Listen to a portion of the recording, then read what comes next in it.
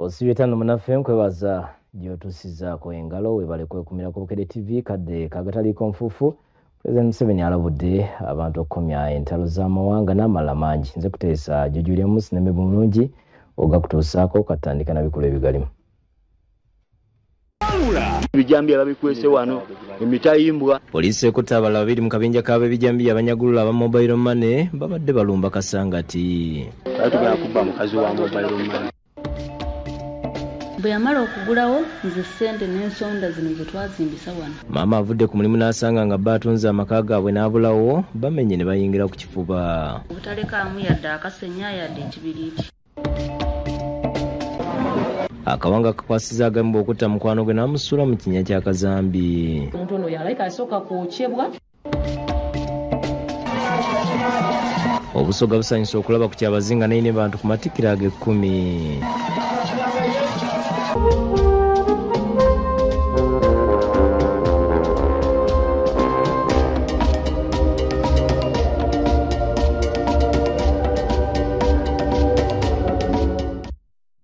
Nyongera kwebaza osinzira okutulaba mu bujjuvu Tansenaga poliisi ekutte abavubuka abalala babiri mu kabinja k'ab'ebijambiya abanyagulula aba mobile money. Bagwiridde mu lukwe lwabwe nga bateeseteese kulumba akasangati era batutte abasirikale mu bifo babadde baterese ejjambiya enjogi ze babadde bagenda okwesa. Babakwatidde bulenga. Abavubuka bayingira omusuubuzi Entebbe ne banyaga ssente bakwatiddwa n'ebijambiya nga bategese okulumba ekasangati okunyaga mobile money.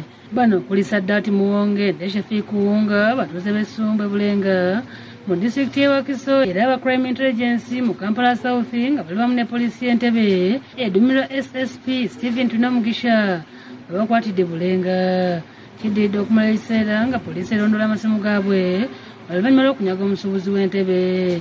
Kigambibwa nti bali mu kabinja k'abavubuka 8 era nga basooka kukwatako bana abalala ne badduka okutuusa n'ababiri bano bakwatiddwa mu kiro. Babuulidde abasirikale ku lukwe lwabadde baluse okunyaga ba mobile money mu bitundu by'e Kasangati. Abakwate bakulembeddemu abasirikale okubatuusa e Kasangati bye babadde bagenda okunyaga ne babalambuza ebifo. Babadde bakozesa amajambiya era ejjambiya 3 zibadde zibagaliddwa bulungi n'ekyuma tebakozesa okumenya enzigi ne kufulu nga babadde babikwese mu kasiko mu zooni ya Ddamba. Bayita ejjambiya 2. Mwali mugenda kubba ki? Tugenda kubba ali wa mobile money. Mwali mukulaki? Tugenda kubba mukazi wa mobile money. Kati wali omumanyi? Bakweka ebijambiya wano mu nnimiro ya Muzeeyi Ssebuliba tetubamanyi nako, nze sibalabanga nako. Bazze ebijambiya babikwese wano emitayimbwa ate abavubuka abato abasobola okumanya. Abatuuze bakuŋŋaanya okwerabira ku bavubuka bano ne bategeeza ng'omu ku bakwate gumanye nnyo nga Shafiki nti yabeerako ne mu kitundu ng'akanika TV. Baali balina edduuka eritunda TV bamuleetanga mukozi. Ejjambiya zijjiddwayo ab'ebyokwerinda ne babakongoza kutuuka mu kabuga akaddako nga balaga mobile money zibadde bateeseteese okubba.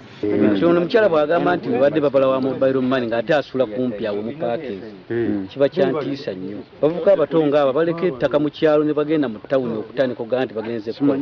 Nebaza poliisi olw'omulimu gwe tukoledde tukolamu omulimu. Ismail Kamya ssentebe w'ekyalo kino ategeeza nti ekitundu kirudde nga kirumbibwa ab'ebijambiya nga baali batambulira mu mmotoka ya buyonjo enjeru. Naye abavubuka basenga mu kitundu n'ababasenza tubagamba babanjule tubamanye n'ebibakwatako bayingira kiro bafuluma kiro. Paulo Kisambwe agamba nti bamulumba oluggi lwalema okumenya kyokka era bawaliiza ne basima ekituli mu luggi ne bamunyaga. Kusooka basima kituli mu nnyumba, ogwokubiri bajja ne bayita mu bbaati ne batwala buli kimu. Abaami abo oyo omwami Fiiki namulabako naye omu ku baatwala ebintu byabwe. N'ensooba n'enfuluma ekibiina fuluma ndi bwereere. Kati ngenda okulingiza ku nsonda bwendi nga kikutamye kikola ki? Ekirala kirimiridde wali wabbali n'enzira emabega n'ennonda bbulooka n'engitwala. Abakwate batutuledde ebyokwerinda ebifo eby'enjawulo gye bazze banyaga nga ne wiiki ewedde banyaza abeeka yawekulu e Masaka ngeno babbayo obukadde 20.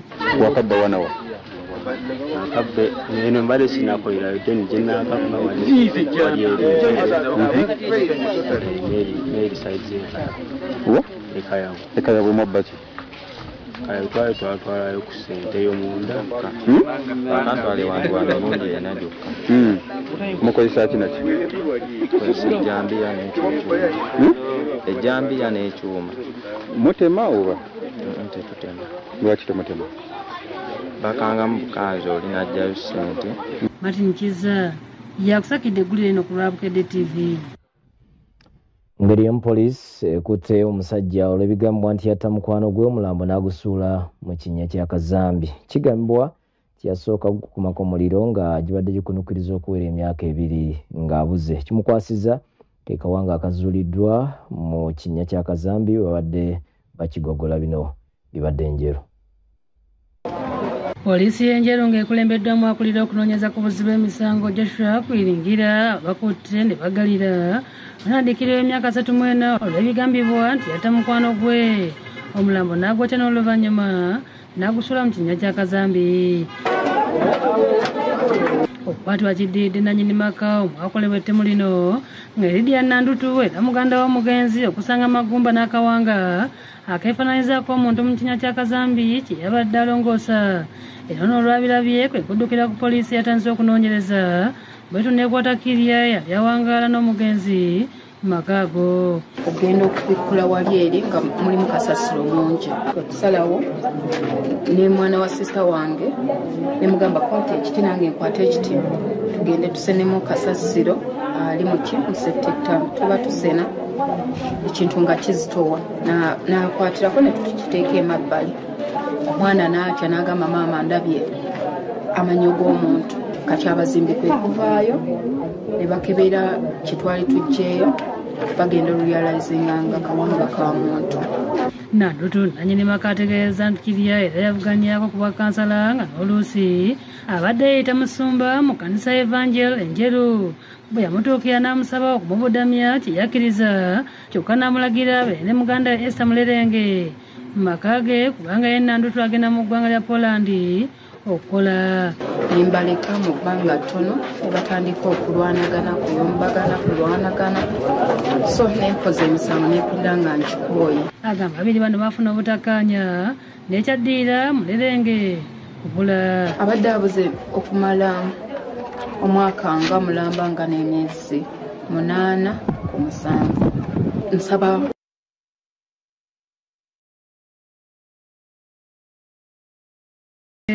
bamaze omwaka mulamba n'emyezi 8 nga munoonye yamubulako. Kati nembeerawo nengendako wansi wa taata yasooka okubeerako nengenda nentuuka naye taata nangamba talina kyamaanyi. Abazinyamoto basse mu kinnya wansi okwongera okwekebejja era eno bajjayo amagumba gateeberezebwa okubeera ag'omuntu nga gasiriira. naye nga tuteebereza okuba nti omuntu ono yalayika asooka kwokyebwa oluvannyuma n'alyoka asuulibwa mu kinnya kuba amagumba galika nga agaliko omuliro. Malemya Rose nga ye maama w'omugenzi avumiridde ettemu lino n'ategeeza ng'ekisabo kyasizza omwana we era asabye bannamateeka okumunana Kirya. N'omuntu oyo gwe twakolera ekiso okumuwa ennyumba Kirya yisaabirye okubanga yakoze ekikangabwa bwekiti mu muvunaane n'obuvunaanyizibwa bwonna nga bwe kisoboka asibibwe. Lwagasaga ebyokwerinda ku kyalo ategeeza nti bakutte Kirya atebeezebwa okwenyigira mu ttemu era nga bakatyoka ekyalo bagezaako okutaawula babiri bano ne balemererwa. Agenda okutuuka ku siini nga ddala kituufu akawanga k'omuntu wekali awo neŋŋamba suspect asooka yoyo abadde asula mu nnyumba muno yalina okusooka okunoonyezebwa era mangu nnyo ne tusuula enkesi zaffe intelligence yaffe n'ekola omwami ono ne tumufuna era ne mutwala ku poliisi. Kati wenjogerera omulambo gwa Esther Mulerenge guli ejjinja mu ggwanika nga gugenda kukolebwako postmortem wabula n'omusibe ategerekese nga Kirya Ronald ye tumulina mu kaduukulu kaffe wano enjeru era naffe tutandise okukola okunoonyereza kwaffe. Emmanuel Balukusa yakusakidde eggulu lino ku Lwabukedde TV. Waliwo maama ali mu kusatira olwabba okumutundira bw'atunze enju n'abaana nga tebategedde. agenza okuva ku mulimu ng'ebyomungi byonna babifulumiza n'abitwala gye batannamanya nga mulimu mu nnyumba bantu balala. Bagenze ku poliisi kyokka we batabayambye bagimenye ku kifuba ne bagiyingira bino bibadde endejje. Mama Kiraba Pofia n'abaana be basatu bali mu kusobera oluvannyuma lwa bba nga musirikale Private Tria Singula Francis okumutondera mu nnyumba. Ennyumba yaabwe esangibwa Ndejje Central Zone mu ggombolola ya Makindye Ssaabagabo mu disitulikiti ey'e Wakiso era nga Kiraba agamba nti yasinkana ne Tria Singula mu 2005 ng'akolera mu bitundu by'e Zana era nti mwaka ogwa 2010 baagula ettaka ne batandika okuzimba. Bwe yamala okugulawo nze ssente n'ensonda zino ze twazimbisa wano ne bumubuuza abazimbi bonna nze nabasasula nga baali bazimba. Nateekako ssente zange ezimu nazeewula nga okuba nnyinaze endala nazijja ku mugabo gwange gwe nagabana ku kitange ng'amaze okufa. Kiraba agamba yeewuunyiza okuva ku mulimu n'asanga nga Tria Singula asengudde ebyomunju byonna n'abitwala mu kifo ky'atamanyi era nga n'ennyumba agitaddemu abantu abalala. Nali ku mulimu ku Lwokubiri nenkubirwa essimu ku mulimu nga bangamba omusajja aleese emmotoka atisse ebintu by'omu nnyumba byonna. Ngenda okutuuka nga emmotoka etutte ebintu byonna. Agamba bwaddukidde ku poliisi ey'Endejje eriko gwekute ku basangiddwa mu nnyumba yadde ng'oluvannyuma ayimbuddwa era agenza okuddayo ku makya nga taliiyo so nga babadde bamutegeezeza nti fayiro ye yakusindikibwa e Katwe. Baadde batamusibe tebaŋŋambye. Agamba nti asoose kkubira bba essimu nga tagikwata oluvannyuma neevaako era naffe tugezezaako okumukubira ng'essimu teriiko yadde nga mu biseera eby'olwegulezeeko naye nga tagikwata. The subscriber you have called does not answer. Please try again later. Abaana ba Kirawo basabye ab'obuyinza okubaddukirira kubanga basigadde mu bbanga. Okusatu ne tugenda ne maama tukole statement ku poliisi. Taata we bamukubidde essimu njogere naye yakomekkereza ngamba genda ne maama wamwe muli Kasasiro. Asobola okugenda n'amala omwaka mulamba nga takubye tabuuziza kiki mwalidde oba mwasuze mutya. Naye olunaku olunamba lwonna lwe twamala ku poliisi terina kye yakola. Baatulaga nti balumirirwa nnyo neyagula ennyumba. Oluvudde ku poliisi nga balaba tebafunye kuyambibwa basazeewo okumenya ennyumba ne bajjamu ebintu bye basanzeemu ne bayingira ku kifuba. Kyokka bagamba nti bali mu kutya nti bandituusibwako obulabe ate nga temwasigaddemu kintu kyonna nga n'engoye ze balimu banneeba be bazibawadde. Bwe tuli luno olugoye lwendimu baalunjazise luno lwolaba. Abaana nga bwe balaba ze engoye ze baalimu okuva ku Lwokubiri. Ekikwatako abalwanizi b'eddembe ly'abaana ne famire batuyambe tufune obwenkanya. Nemugamba munange ebintu bino si bibyo ate si bya mukyala bintu by'abaana kuyamba abaana. Agamba nnyo bitunda nga kyayogera. Omwami oyo yagula yasooka kuyitako wano bw'ati nemugamba nti wagula naye omukyala yateekako omukono kuba omukyala alina abaana. Omwami kyeyavanziramu n'angamba nti ebyomukyala tebinkwatako kuba twakolagana naki na mwami. Omwami yagamba omukyala twayawukana dda. Ssentebe wa Ndejje Central Zone kulabako Mutebi Kasim agamba nti mu kiseera Tria Singula we yatundira ennyumba teyali mu ofiisi.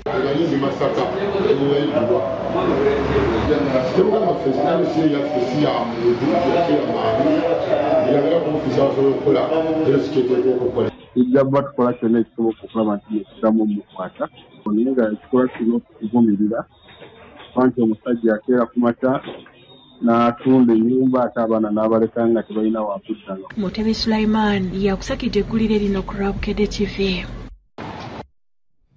Ate yo gavumenti yeeyamye okuzimba ekitebe ky'obwakyabazinga e Bugembe mu Jjinja awanaateekebwa n'ekkakkalabizo ly'emirimu gy'obwakyabazinga ofiisi ya Kyabazinga n'eya Inebantu n'abakozi abalala. Bikakasiddwa Kyabazinga William Gabula Diopo kuna ku matikira ge ag'ekkumi ng'emikolo gibadde bukungu mu disitulikiti ey'e Buyende.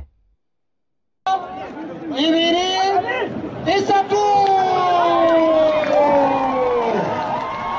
Ebikojjoko by'amatikkira ga Kyabazinga ag'omulundi ogw'ekumi bitanse n'empaka z'amaato ezibadde ku mwalo ogw'ebukungu nga zisimbuddwa Katuukiro. Dr. Joseph Muvawala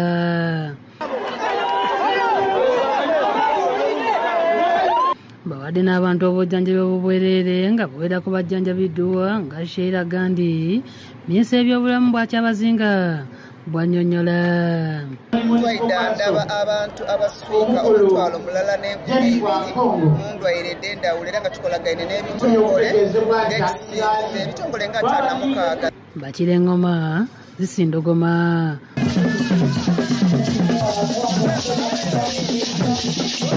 Ku ssaawa 8 ez'emisana Kyabazinga ne bantu batuuse ku mukolo wakati mizira.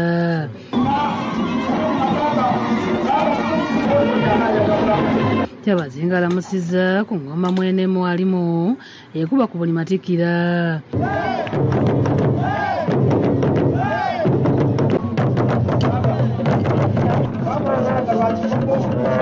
Nga kyajjakalire ku ikonero abantu be batandise okuleeta ebirabo mubadde nte empuuta eyakula neewola ebibala n'ebirabo ebirala. Katuukiro Muvawala asima Kyabazinga okugatta obusoga mu myaka gino 10. Ebyaife bye tukoze bamba byeyogerera busoga eri walala olwaleero nisaabalangira w'ebulamu ninaye wano bamba twenda okwebaza olw'omulimu gw'olikola okugayita busoga.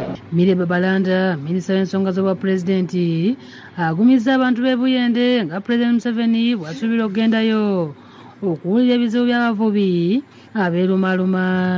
Ife abadyope nti ngenda kutoa omwezi lulala omwezi ogw'ekumi tukali 2024 tuli kukyaza ow'ekitiibwa retired general Yoweri Kaguta Museveni alijja atukobera ensonga y'ennanda eryetya. Rebecca Yetwala Kadaga omumyuka asooka wa Ssaabaminisita w'eggwanga lino yatiikiridde Pulezidenti Museveni ng'ayagala amagye agalwanyisa envuba embi gaggyibwe ku nnyanja olwakyayise okutulugunya abavubi.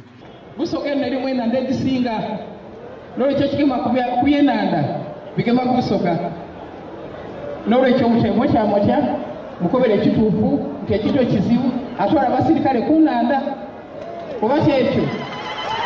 Kyabazinga mu kwogera kwatendereza obumu n'obukozi ebiri ebusoga byagamba nti bitumbudde enkulaakulana. Mbeebaza olw'okusigala nga muli kitole mukolera walala muli bagumiikiriza muli bawulize eri abakulembeze baimwe ate era nga muli bakozi. Abikudde ekyama nga gavumenti bweyamye okuzimba ekitebe ky'obwakyabazinga e Bugembe mu Jjinja wanaateekebwa n'ekkakkalabizo eri emirimu gy'obwakyabazinga, woofiisi ya Kyabazinga, woofiisi ya Ine bantu n'abakozi abalala. Gavumenti eyawagati eri mu nteekateeka ed'okutugemerako okuzimba ekitebe kyaife ekikulu e Bugembe we tunaasinziira okutambuza emirimu gyaife. Abakulembeze Budyope nga bakulembeddwa mu Mathias Bazanya basime Kyabazinga olw'okujaguliza amatikkira mu ssaza lyabwe n'olw'okutumbula ebyobuwangwa n'ennono. Olunaku nga luno olw'obwakyabazinga naddala lwasolonza abantu walala kituwegeresa okusomesa abaana empisa ebyobuwangwa ate ebyobuwangwa ebisobola nife otugeitanga abantu abakulu twaspreading amawulire amalungi eri abantu. So buli we tulidde okuŋŋaana nga tuli kukyaguza olunaku mu Buyende isaza eri Budyope ensi muka eyabwakyabazinga mweva. Ivan Lubega yakusakidde eggulire eno ku Lwabukedde TV. Kale webale nnyo Ivan, tugenda kumulamu katono tukyakomaona agataliiko nfuufu amalala tovaawo. Linda ne bino mu gataliiko nfuufu. Ensonga z'ettaka lya Limbo zeefuza okusaala Jjuma Ejjinja, abasiraamu basaba kuyambibwa. Obulyazamaanyi obuliikolebwa ku ttaka ly'abaki?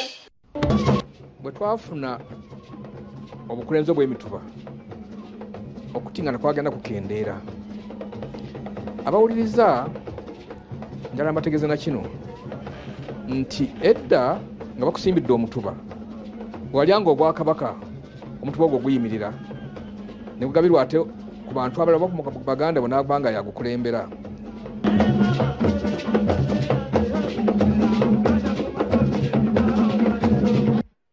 Kale weebale kubeera naffe ate mawulire amalala. Pulezidenti Museveni alabudde abantu okukomya entalo z'amawanga kuba teziriimu kalungi konna. Okwogera bino abadde yaggalawo olukuŋŋaana olumaze ennaku 5 nga luyindira ettololo olutuumiddwa Light Up Eastern Region Convocation nga luteekeddwa Pastor Patience Rwabugo wa Covenant Nations Church era nga muwala we. Omukulembeze w'eggwanga lino General Yoweri Kaguta Tiwafula Museveni akootidde abantu mu bitundu by'ettoolo bulijjo okwewala obukuubagano obuva ku njawukana mu mawanga. Pulezidenti ategeezezza nti obukuubagano obw'ekika kino mu mawanga bimu ku bintu gavumenti y'NRM byetakkiririzaamu.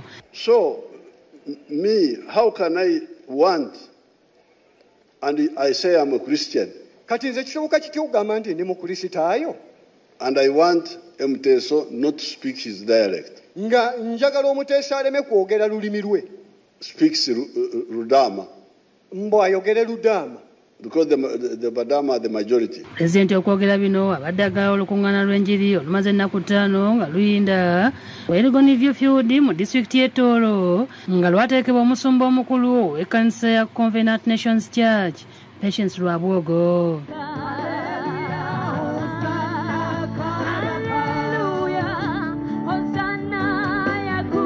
Pulezidenti alabudde akabi akali mu busaso z'emmawanga ssaako n'obukubagano mu nzikiriza n'ategeeza nti ebyekika kino bye byavaako obutabanguko mu ggwanga lya Sudaani. Of course, that's why we said we, the NRM, we don't care whether you are a Catholic, you are a Protestant, you are a Muslim, you are this tribe or that tribe. What we care about is whether you are a good person or a bad person. Pulezidenti era akozesezza olukuŋŋaana luno okujjukiza bannayuganda ezimu ku mpagi ezitambulizibwako ekibiina ky'NRM omuli obumu, emirembe, okukologoba obwavu mu bantu era n'abasaba okubyenyigiramu. Ajjukiza abantu nti gavumenti erinnya olulimbi lwayo ssaako n'okulwanyisa ebyo ebibasoomooza. Because I have come here so many times kubanga nze wano emirundi egiwerako begging you, nga mbeegayirira, writing, mu kuwandiika, giving examples, nga mbawa ebyokulabirako, setting up model farms, ne mbateerawo faamu ez'ebyokulabirako. But you get people they don't listen.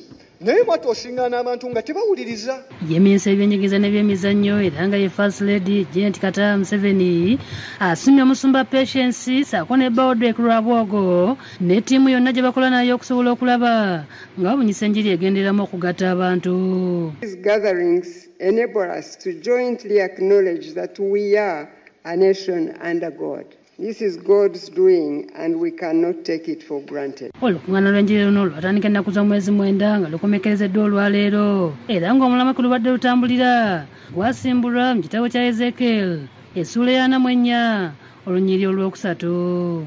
Lwetabyemu abakkiriza okuva mu mawanga ssaako n'ebika eby'enjawulo 5 mu bbendobendo ly'obuvanjuba omuli Busoga, Bokedi, Elgon, Teso ne Karamoja. Lwetabyemu ababuulizi b'enjiri abagundiivu okubadde Apostle Daniel Batambuze, Bishop Joshua Lwere, Apostle Alex Mitala, Elder Odrek Rwabugo ne mukyala we Omusumba Patience Rwabugo. Omusumba Patience yagedde ku bintu ebikulu eby'enjawulo ebikoleddwa mu lukuŋŋaana luno obadde okusaba okw'okwenenya n'ebirala. And so there was repentance for immorality, sexual immorality, for polygamy, for corruption, and for being accountable. Ategeeza nti Katonda ayagala nnyo okulaba abantu nga basanyufu nga bakulaakulana era nga tebeekubagiza. We have been in some spiritual warfare here. Tubadde mu lutalo olw'omwoyo wano. But we thank God that the name of Jesus is greater than any other name. And we believe that what God wanted to birth has been birthed. Yahweh, we bow down.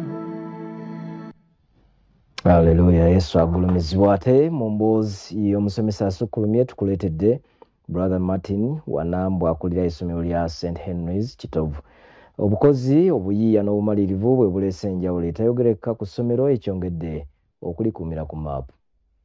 Essomero lya St. Henry's College Kitovu lisangibwa mu division ya Nyendo Mukungwe mu kibuga Masaka nga liri ku musingi gw'Ecclesia naye nga liddukanyizibwa gavumenti. Kati alikulira Brother Martin Wanambwa we tukuleetedde mu mboozi y'omusomesa asukkulumye olw'engeri gy'ali kyusizaamu nga yakakwasibwa woofiisi yasse essira ku masomo ga saayansi era bw'otuuka mu bibiina abayizi gye bakolera practical tolema kukkiriza olw'obukugu bwe boolesa. These words are very important for us as students and this is very important for us. In that, by the time we do exams, we are very ready. Mukama waffe, His Excellency the President, yatuwa a fully furnished state-of-the-art science lab, eriko labs za biology, physics and chemistry. Era etuyambye nnyo. Brother Wanambwa era akulembeddemu okuddabiriza ebizimbe by'essomero n'okusimba emiti okulyetooloola ekirabisiza obulungi n'okukuuma omutindo. Twajaguza emyaka 2022 naye tugezaako nga administration okulaba nti ebizimbe tubikuumira mu mbeera ennungi. Agamba emiti egyasimbibwa ate abayizi bagikamulamu eddagala ly'obutonde lye batunda olw'ensimbi ne zidda mu nsawo y'essomero nga mu njogera ennyangu bafulumya omuyizi ajjudde era asobola okubaako ne kye yeetandikirawo okusobola okweyimirizaawo. The student centered curriculum eyambye nnyo abayizi nti abayizi be tulina kati okuva mu senior 1 up to senior 4 abali under the new curriculum obulaba nti bano banjawulo buli kimu bebenoonyeza knowledge. Bakulembeza empagi ey'okutya Katonda okugattako okuyigiriza abayizi obusikawuto ate nga ne mu by'emizannyo beekansa. Obulimi n'obulunzi babutaddeko essira nga Brother Wanambwa agamba emmere y'amatooke eribwa ku ssomero bagyerimira esonga n'amata abayizi ge banywa gakamwa mu nte zaabwe. Batwala obudde ne balunda, batwala obudde ne bajjanjaba ente. Era batera okuva mu lesson za agriculture ne bagenda wali ne vet doctor ne batandika okujjanjaba ente wamu. Tebakoma okwo n'embigezo ebyakamalirizo ebya siniya ey'okuna n'ey'omukaaga be bamu ku basinga mu Masaka n'ebitundu ebiriraanyeewo.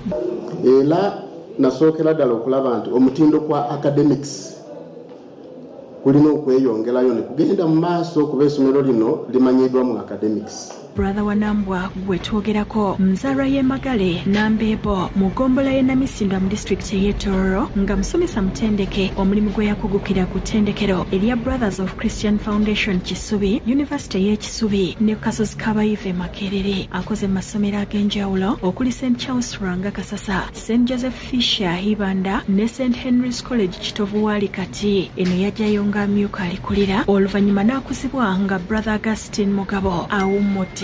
Omulambuzi w'amasomero ku kibuga Masaka Moses Kawumansireka agamba obukozi n'obuyiiya bwa Brother Wanambwa bulese enkyukakyuka mu ssomero lino etayogerekekako. Nti performance at all level, performance ku A level mu bifo 10 ebisooka essomero lino libaamu. Alan Javira Muwonge amyuka Brother Wanambwa, Tom Masabo wa PTA ne Thomas Chironde wa School Management Committee boogedde ku bukozi bwe. Kati head teacher yali waggulu Brother Martin Amongo ndiwe ne deputies babiri, deputy in charge of administration, deputy in charge of academics. Kakati buli kibiina kira administrator fenna basomesa n'abakozi abalala fenna ayinenge ejja tukwatamu lwa muntu nakola omulimu ng'amanyi nti waliwo omuntu asiima nti omwana tetutunuulira bya mu kilasi byokka naye tugenda n'ebweru mu mpisa ebyemizannyo. Kibuuka Lumu yakusakidde eggulire lino ku Rabukedde TV.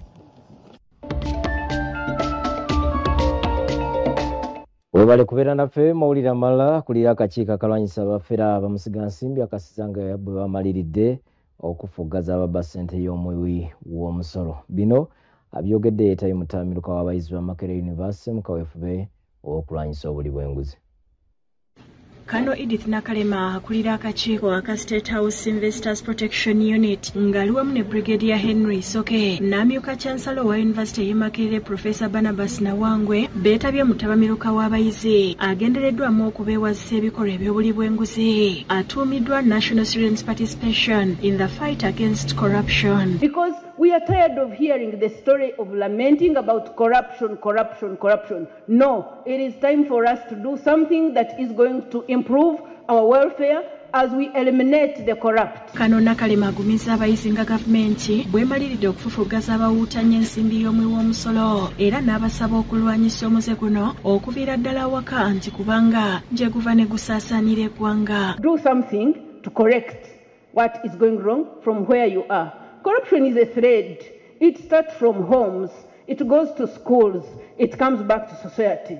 Akakasiza abavubuka nti President Museveni mumalirivu okukola n'abavubuka nga y'ensonga lwaki kabinenti ey'omulundi guno eriko abavubuka abawera. I'm here to tell you that His Excellency the President of the Republic of Uganda puts all his attention to the youth. Abayizi bakubaganyiza ebirowoozo ku ngeri gavumenti gy'erina okumalawo ebikolwa eby'obulyake n'obukenuzi. Profesa Nawangwe mu kwanukula ababadde bamulumba olw'engeri yunivasite gy'ekolamu emirimu gyayo ategeezezza nti bakwongera okukangavula abayizi abanaakola effujjo era n'abasaba okweyisa obulungi. I understand the two letters. I know the two people I suspended.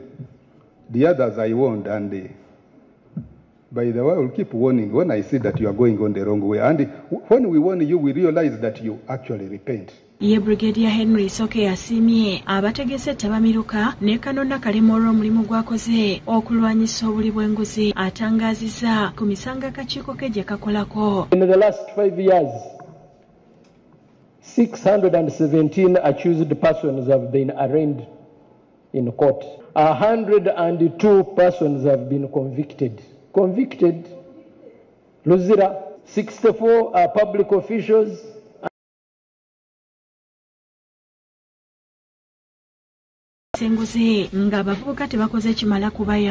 What has government done?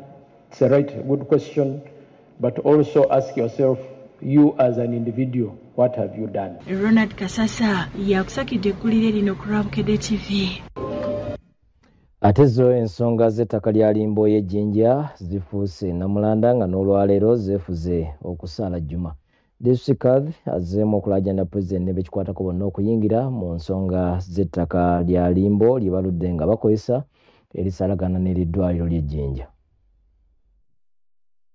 Mu mawulire agataliiko nfufu olunaku olw'eggulo twakulaze emboozi eya District Kaava ow'Ejjinja Sheikh Ismail Basoga ng'alajjanira Pulezidenti okuyingira mu nsonga z'ettaka lye basalagana n'eddwaliro ery'Ejjinja nga mu kifo kino we wasangibwa Limbo yaabwe eya Kablistan. Basiraamu bali kuwandagira Pulezidenti wa Uganda nga bamusaba ayingire mu nsonga eno abe nga agimaliriza abasiraamu bafuna obwenkanya kubanga ettaka bali bayire ku okuva mu 1932. Ekisinza okubasa ku bunkenke kwe kuba nti tebakyakiriza kutuuka mu kifo kino nga n'ekifo kitandise okuzimbibwako ekikomera oluvannyuma lw'ekyaliwo okumenyebwa. Ensonga y'ettaka lino efuuse Namulanda yeefuze n'okusaala Juma olwaleero nga Sheikh Basoga ayongedde okulajjanira mu Juma ng'asinziira ku kitebe ky'obusiraamu ku Nvule Crescent mu kibuga Jinja mu kusaala okwetabiddwamu abantu abangi. Wabula ekifo ky'abasiraamu bonna okuziikibwa wamu ne musabirwa bannammwe nga bwe yayingira kusabira osingako omuntu gwe bazise mu kyalo ewuwe n'abeera nga n'abaana benyi bali Kampala teri mwana agenda kusabira okujja kukabuliyo nga nabirasabira nga basaba bagenda gye bali buli lunaku. Asabye Pulezidenti ne bekikwatako okuyingira mu nsonga z'ettaka lino eriweza yiika ennya n'ekitondo n'alambulula engeri gye baalifunamu era nti baludde nga balikolerako okuviira ddala mu 1932. Ettaka ly'eggwangwanyirira ne tutola abantu abaali balikibye eddwaliro nga terataasa ffe ne tutaasa ne tubukeesa ng'olwali bagamba ne muvuyiremu awo abasiraamu tebalina ttaka. Bannange tubirongire tuli wansi wa Pulezidenti Museveni tumuwanjagira abeere ng'ayingira mu nsonga eno kubanga Pulezidenti Museveni yalambulako Kablisitaani. Sheikh Idrisa Sogolemo asabye abasiraamu okubeera obumu mu nsonga eno. Wena okutola poyinteeko bati abasiraamu tuli bamulekwa era tutegeere. Kyokka olunaku lw'eggulo akulira eddwaliro ly'Ejjinja Dr. Alfred Yayi mu kwogera ku nsonga zino yeebazizza gavumenti olw'okubafunira ensimbi ezizimbye ekikomera ku ttaka lino. We are grateful to the government of Uganda for giving us resources in the fourth quarter to the tune of 300 million to put a wall fence. Ate obutakanya n'okusika omugwa ku kitebe ky'obusiraamu Abazukuuri Kawempe Kyaddondo kweyongedde ng'entabwe eva ku bakulembeze abalondeddwa okukulira omuzikiti guno abamu kye bawakanya nga basinziira mu Juma abamu bayingidde n'ebipande okuwandiikiddwa okwemulugunya kwabwe. Kutuba ekulembeddwa Sheikh Twaha Mahayo omukulu w'ettwala ery'Enansana avumiridde abantu abasusse okweyagaliza n'okutwala ebintu by'obusiraamu ku kifuba. Imani kumaranga yefuna kumaranga umukiriza wana ndabakiriza ntibino sibyange nakakwera bachuka ina mukata sana siku cyo kubera mu chikayira asabye abantu okwongera okutya Katonda n'okukomya obulyake n'obunanfuusi. Oluvannyuma lwa Juma abatwala omuzikiti bannyonnyodde abazzukulu ku bigenda mu maaso era Sheikh Salim Mubiro alaze obulumi olw'abalondera abakulembeze mbokye bawakanya.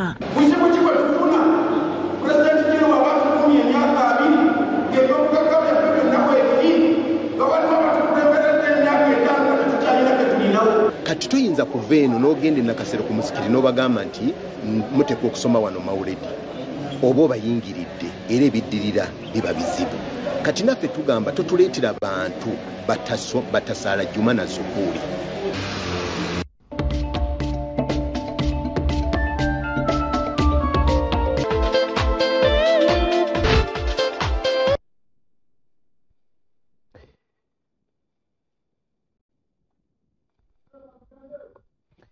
Wa mugemizanyo omubiri gw'omugenzi omuddusi Rebecca Cheptegei gumaze okutuusibwa mu disitulikiti y'e Bukwo gy'agenda okuziikibwa olunaku olw'enkya. Omusasi waffe Olivia Nakate gy'ali era katuwa ebisingawo.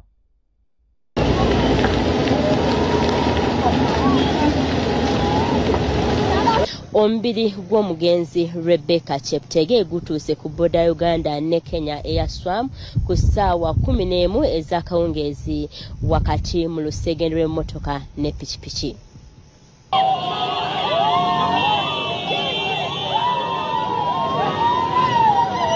Wakati munamungi w'omuntu abadde alindiridde Cheptegei ku booda, gavumenti y'e Kenya ekwasizza RDC wa Bukwo Bessie Modesty wamu n'eggye lya UPDF Rebecca lyabadde addukira.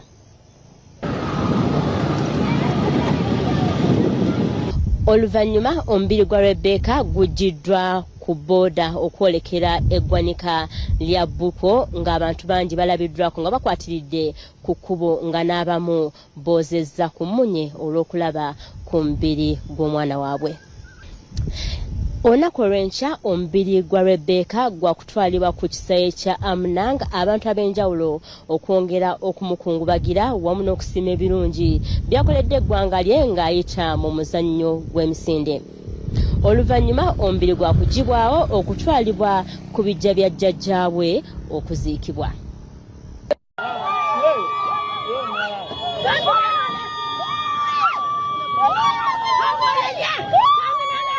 Cheptegei yafudde ku Lwokuna lwa wiiki ewedde oluvannyuma lw'okwokyebwa amafuta ga petroli nga kigambibwa nti muganzi we Munnakenya Dickson Njema ye yamukumyeko omuliro. Ono afiiridde ku myaka 33 ng'alese abaana babiri abawala okuli ow'emyaka 9 ne 11. Wafiiridde abadde kyajjava emizannyo gy'Olympics egyabadde mu Paris ekya Faransa ng'akiikirira Uganda mu mbiro za kilomita 42 ng'amalira mu kifo kya 4. Mu mwaka gwa 2023 Cheptegei era akiikirira Uganda misinde gy'ensi yonna egyali mu Budapest ekya Hungary era mu kilomita 42 n'amalira mu kifo kya 14. Cheptegei afiiridde ku myaka egy'obukulu 33. Omwoyo gw'omugenzi omukama agulamize kisa. Nze Olivia Nakate kwa Bukedde TV1 wano e Bukwo. Kale webale nnyo Olivia nga bwakugambye olunaku olw'enkya tujja kutuusako emikolo ate gy'okwolekera Rebecca Cheptegei. Iyo sizoni ya 2024-2025 eya ligi y'eggwanga eya babinywera ya Star Times Uganda Premier League eguddwawo olwaleero n'omupiira gumu nga abannyinimu aba KCCFC batandise na buwanguzi nga bamezze URA FC goal 1-0 mu kisaawe Lugogo nga goolo ya KCCA eteebeddwa Saidi Mayanja mu kitundu ekisooka. Good play, looking for Namanya. Openga Katenga, changing the wing right now from the left-hand side. Openga, Serun Georgie. Oh, very good interchange from Kessie. That's the football they love to see. Bright Anukani on the options here. Derek Nsibambi, the shot is good. Oh! Glorious finish. That's how you start it in the new season, with a belter. What a finish! Real good finish from Saidi Mayanja. Scoring the very, very first goal of the season with a glorious strike. It was coming, and indeed, it was finished well. Saidi Mayanja scoring the very first goal of the season with an out-most finish. Brighton Ukani here. Derek Insibambi. Mayanja. What a strike. Well, my friend, that is how you open the scoring in the Star Times Uganda Premier League. And Saidi Mayanja will be living the moment. Beautiful goal. Very, very good goal. Ekisinga obukulu kati kwe kwetegekera omuzannyo oguddako. Ne musanyufu n'abazannyi nti balaze embavu, balaze obumalirivu okubanga basobodde okuwanirira ttiimu ne goal emu ne balwana paka ssaawa esembayo. Ate mu ligi ya Mungereza ya English Premier League komawo weekend eno nga batendesi owa Man United n'owa Arsenal basatira. Haaland, here's a chance for Erling Haaland, and he needs no second invitation on his 100th appearance. Ligi ya Bungereza English Premier League ekomawo ku weekend uvanye Uganda nga bazanya silabe bazanyira sizaabwe mpaka ez'enjawulo. Ku weekend Arsenal ekyalira Tottenham ku kibuga kya Tottenham Hotspur Stadium omutendesi Mikel Arteta atunuulidde obuwanguzi wabula ng'enkambi ya Arsenal ekyalimu obweraliikirivu oluvannyuma lw'abazannyi okuli kapiteeni wa ttiimu Martin Odegaard okulwalira mu mpaka za UEFA Nations League ng'azannyira eggwanga lye lya Norway ng'ono tasuubirwa kuzannya mupiira gwa Sunday. Omulala ye muzibizi w'omuyitale gwe baakakansa Riccardo Carafiori ng'ono naye yalwalidde mu mpaka ze ezimu eggwanga lye lya Italy bwe lyabadde lituuka ne Bufaransa ng'ono ndala tasuubirwa kuzannya mupiira guno. Ye Omungereza Declan Rice tagenda kugubeeramu oluvannyuma lw'okufuna kkaadi emmyufu bwe bali batuuka ne Brighton mu gusembyo nga kino kitadde obunkenke n'embagizi wa Arsenal. alina badde bangi naye Arsenal ennaku zino ali ku foomu ate nabuzanya abali confident alina bangi. Kulaba okwanga abalwadde ina bangi. Arsenal ina abalwadde bangi. Naye nga Spurs mwesobolera era nsolo Tugenda kusuka wano bwegatyo wegatambudde agolwaliro agasingawo mu by'emizannyo galinde mu kadirisa. Kwagaliza ekiro kirungi nze kuteesa Jujuli omuzi tukutambuza ne Mebo mulungi kulaba kwesa obubonero bulungi. Weerawa.